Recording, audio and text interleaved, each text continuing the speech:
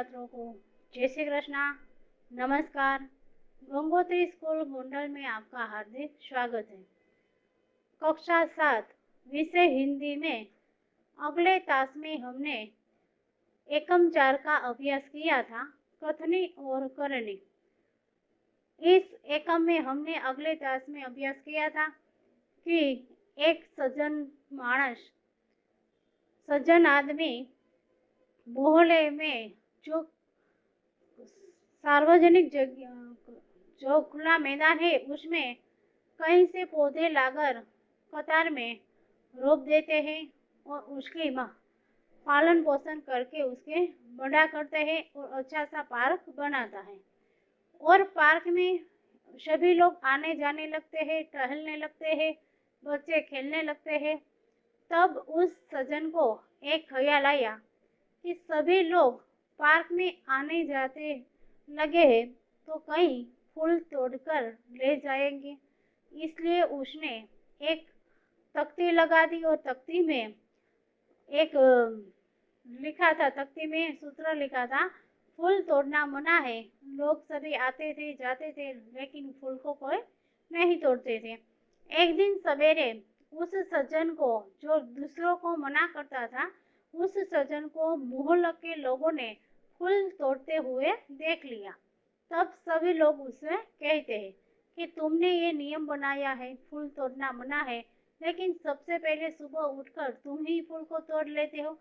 सब वो झूठ बोलता है और कहता है कि मैं तो ये फूल पूजा के लिए तोड़ रहा हूँ। इसलिए इस पैराग्राफ से हमें ये सीखने को मिलता है कि जीवन में कभी झूठ नहीं बोलना चाहिए, क्योंकि एक झूठ के पीछे हमें 100 झूठ बोलना पड़ता है। और दूसरा नियम ऐसा है कि बसों में ऐसी सूचना लिखी थी कि धूम्रपान का निषेध है, मना है। तब एक यात्री बस में बैठा था और बैठा बैठा बीड़ी जलाकर पीने लगा। तब कंडक्टर उसे मना करता है और जो बस में लिखा था सूत्र उसे पढ़ने को लिए कहता है। तब वो यात्री अपनी जलाई हुई बीड़ी को बस की खिड़की से बाहर फेंक देते हैं। थोड़ी देर के बाद जब कंडक्टर ड्राइवर के केबिन में जाकर बैठता है और सिगरेट जलाकर दोनों पीने लगता है। दूसरा यात्री कंडक्टर को कहता है कि वह सूत्र पढ़ो, बस में धूम्रपान का मना है। तब कंडक्टर उस यात्री को कहता है कि ये सब सूचना तुम्हारे लिए, नहीं कि कंडक्टर और ड्राइवर के लिए। तो इसका मतलब ये है कि जो भी नियम बनाओ, सबसे पहले नियम का हमें पालन करना पड़ता है। जो हमें नियम का पालन करते हुए दूसरों देखते हैं तो वो नियम का पालन करेंगे, वरना नहीं करेंगे। अब तीसरे पैराग्राफ में एक आदमी अपना स्कूटर लेकर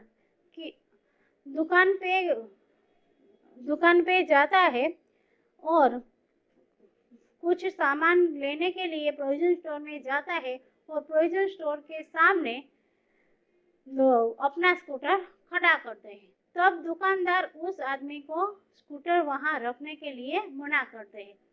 तब वह आदमी दुकानदार को समझाता है, मैं तो अभी चला जाऊंगा, 2-3 मुझे चीज खरीदनी है वो लेकर मैं तो अभी चला जाऊंगा, मैं तो थोड़ी यहाँ रुकने वाला हूँ। तब भी दुकानदार मानता नहीं है और उसे अपना स्कूटर जो दुकान के सामने पार्क करने की व्यवस्था थी वहां जाकर स्कूटर पार्क कराता है। वहां जाकर स्कूटर रखने के बाद वो दुकान में आकर अपनी चीजें लेने लगता है। तब एक लड़का स्कूटर लेकर आता है, उस दुकान के सामने स्कूटर रख देता है।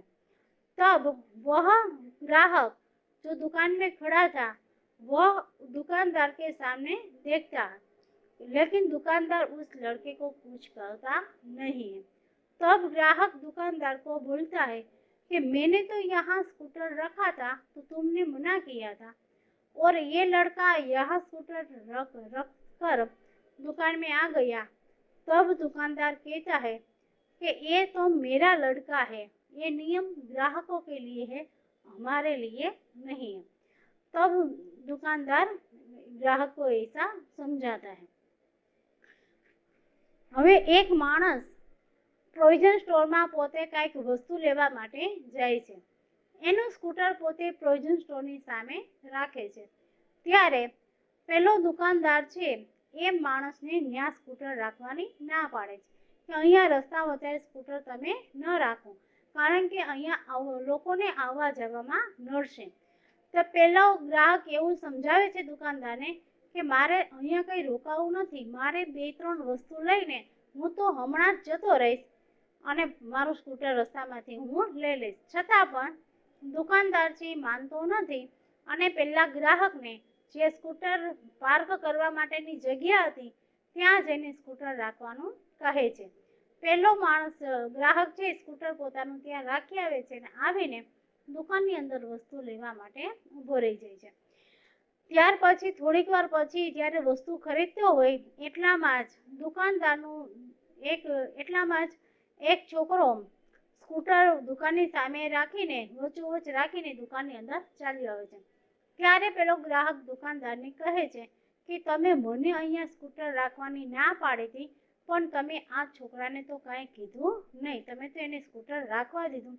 ત્યારે દુકાનદાર એવું કહે છે કે એ તો મારો દીકરો છે અને એ સ્કૂટર અહીંયા રાખી શકે છે, ગ્રાહકો માટે અહીંયા સ્કૂટર રાખવાની મનાઈ છે।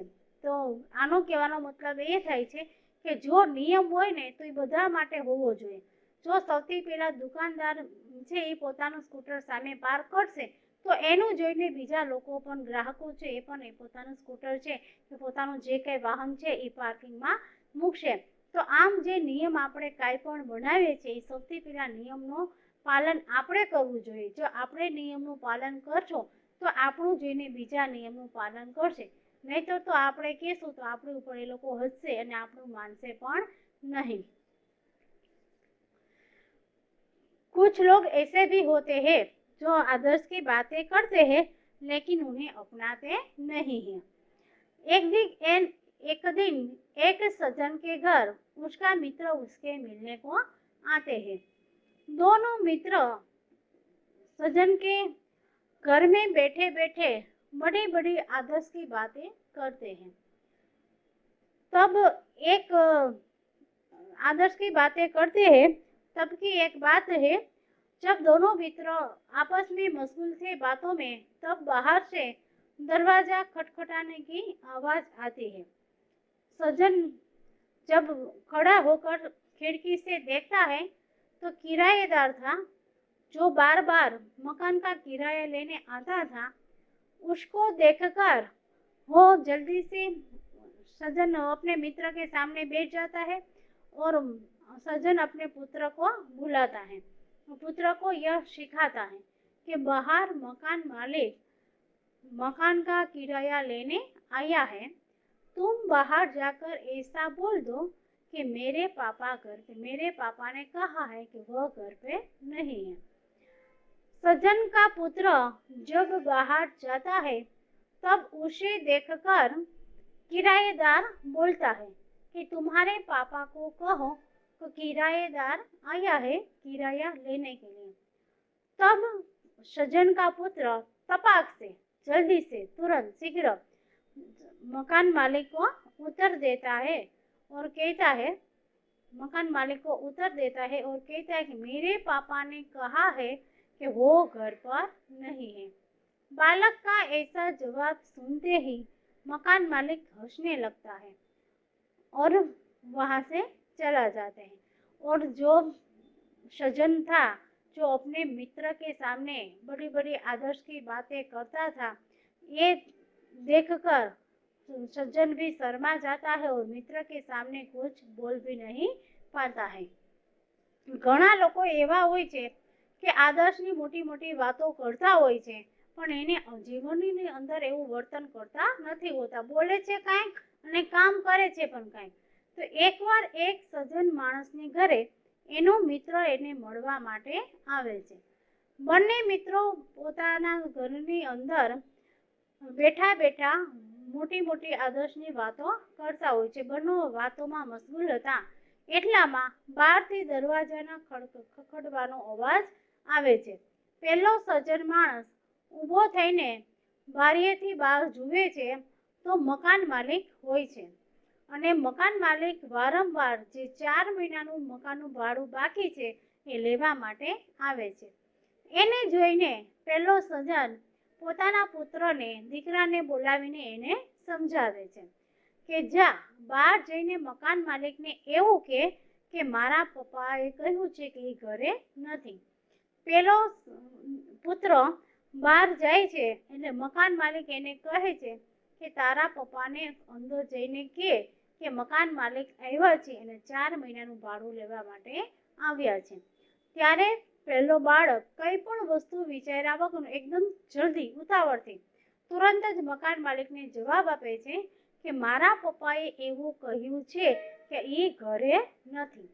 આ બાળકનો આ જવાબ સાંભળીને મકાન માલિક તરત જ હસવા લાગે છે। એને ખબર પડી જાય છે કે અંદરથી દીકરાને સમજાવીને મોકલો છે। પેલો સજ્જન માણસ અંદર જ બેઠો છે પણ મકાનનું ભાડું આપવું નથી એટલે આવી રીતે એને સમજાવીને મોકલેલો છે। મકાન માલિક છોકરાની આવો જવાબ સાંભળીને હસવા લાગે છે અને તરત જ તે સમજી જાય છે અને ત્યાંથી પોતે ચાલ્યા જાય છે। પેલો જે સજ્જન માણસ મિત્રની સામે અત્યાર સુધી મોટી મોટી વાતો કરતો હતો એને પણ નીચું જોવાનો વારો આવે છે અને તે મિત્રની સામે કાંઈ પણ બોલી શકતો નથી ને શરમથી એને નીચું જોવું પડે છે। તો વિદ્યાર્થી મિત્રો, આના ઉપરથી આપને એ જાણવા મળે છે કે જીવનની અંદર ક્યારે પણ ખોટું બોલવું જોઈએ નહીં। જો આપણે જેવું કામ કરવું હોય એવી જ વાતો આપણે કરવી જોઈએ। મોટી મોટી વાતો કરવાથી આપણે પછી એ પ્રકારનું આપણા જીવનની અંદર વર્તન કરતા નથી તો આપણે લોકોની સામે મનોરંજનની વસ્તુ બની જઈએ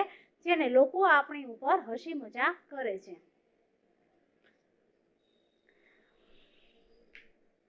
एक सज्जन ने अपने पोते को यह सिखाया था। पोता यानी कि पुत्र का पुत्र पोते को बार बार यही सिखाया था कि हमें कभी किसी काम गलत ढंग से नहीं करना चाहिए। हमें हमारी बारी की प्रतीक्षा करनी चाहिए। बार बार अपने 8 वर्षीय जो पोता था उसको बार बार वही समझाता था।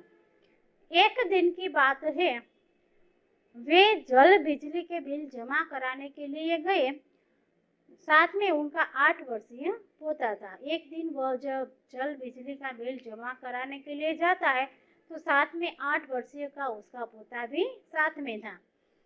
बिल जमा कराने वालों की कतार लंबी थी और लंबी कतार देखकर वे घबरा गए। उसने एक उपाय सोचा। उन्होंने खड़े हुए लोगों को ध्यान से देखा। जब वह बिल जमा कराने के लिए जाता है तो वहाँ लंबी लोगों की कतार थी। वह सोचता है कि ये तो बहुत बड़ी कतार है, 2-3 घंटे लग जाएंगे, तो अब हमें कुछ करना पड़ेगा, कुछ उपाय करना पड़ेगा। वो सोचने लगता है कि ऐसा क्या काम करे कि जल्दी से हमारी बारी आ जाए। आगे ही एक परिचित व्यक्ति खड़ा था और जब कतार में देखते हैं तो आगे ही एक परिचित व्यक्ति उसे दिखाई पड़ता है। वे तुरंत उसके पास गए और बोले, बेटा ये बिल तुम घर पर ही भूल आए, लो इसे भी जमा करवा दो। जब परिचित व्यक्ति को आगे देख जाता है तब वो आगे जाकर उसके पास जाकर बोलता है कि बेटा ये बिल लो, तुम घर पर ही भूल आए थे, ये बिल इसके साथ ही जमा करवा दो। ऐसा बोलकर वह बिल रसीद दोनों हाथ में दे और पैसे दोनों वस्तु हाथ में देकर सामने जाकर खड़ा रह जाता है। वह व्यक्ति कुछ बोले न बोले उससे पहले दोनों वस्तु अपने हाथ में से उसे देकर सामने जाकर खड़े रह जाता है। वह व्यक्ति कुछ बोले इससे पहले बिल व राशि उसके हाथ में थमा दी और एक तरफ जाकर खड़े हो गए। पोता बार बार कहने लगा, दादाजी लाइन में लगिए ना। उसकी बात सुनकर लोग हंसने लगा। जो 8 वर्षीय पोता था वो दादाजी को बार बार कहने लगा है कि दादाजी आज तक तुमने ही मुझे सिखाया है कि जहाँ भी जाए हमें गलत ढंग से काम नहीं करना चाहिए, हमारी बारी की प्रतीक्षा करनी चाहिए, राह देखनी चाहिए। तो आज तुमने ही क्यों बीच में से ये दोनों वस्तु देकर सामने खड़े रह गए। दादाजी तुम भी लाइन में रहे लगिए ना, तुम भी लाइन में खड़े रहिए ना। ऐसा जो 8 वर्षीय पोता था वो बार बार दादाजी को समझाता था। और बच्चे की बात सुनकर वहां के खड़े सभी लोग दादाजी के पर हंसने लगते हैं। कई लोग ऐसे होते हैं जो आदर्श की बातें करते हैं लेकिन आदर्श को अपनाते नहीं है। इस प्रकार का आचरण अच्छा नहीं। ऐसा कई लोग ऐसा करते हैं जो जीवन के अंदर बड़ी बड़ी आदर्श की बातें करते हैं, दूसरों का आदर्श का विचार देते हैं और नियम का पालन करने को लिए कहते हैं, लेकिन वो आदर्श जब उसकी बारी आते हैं तब वह सारे आदर्श को भूल जाते हैं, नियम का भंग करते हैं। ऐसा आचरण करने वालों को कभी सम्मान नहीं मिलता। और ऐसे लोगों को कभी सम्मान मिलता नहीं जो उसकी कथनी और करनी दोनों अलग होती है।